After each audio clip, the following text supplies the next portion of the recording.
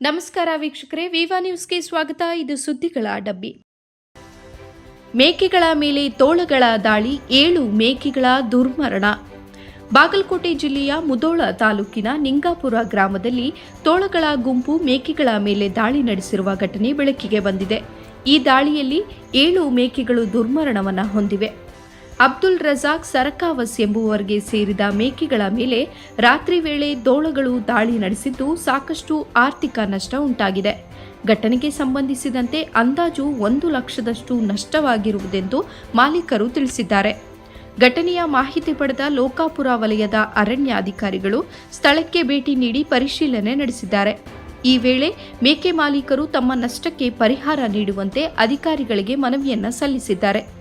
ಗ್ರಾಮಸ್ಥರು ಈ ರೀತಿಯ ತೋಳಗಳ ದಾಳಿಯನ್ನ ನಡೆಯುವ ಬಗ್ಗೆ ಕ್ರಮ ತೆಗೆದುಕೊಳ್ಳುವಂತೆ ಅರಣ್ಯ ಇಲಾಖೆಗೆ ಆಗ್ರಹಿಸಿದ್ದಾರೆ.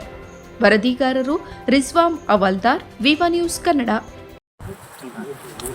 ಇದು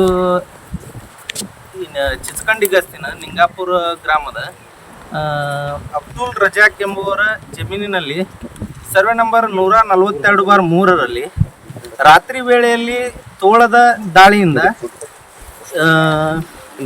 ಮರಿಗಳು 7 ಮರಿಗಳು ಹತ್ಯೆಯಾಗಿರುತ್ತವೆ.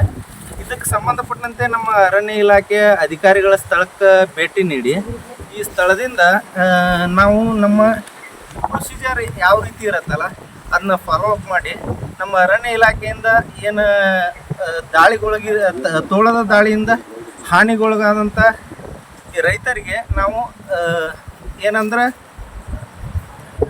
ಪರಿಹಾರವನ್ನು ಒದಗಿಸುವುದನ್ನು ನಾವು ನಮ್ಮ ಇದನ್ನು ಮೇಲಾಧಿಕಾರಿಗಳಿಗೆ ಶಿಫಾರಸು ಮಾಡಲಾಗುತ್ತದೆ.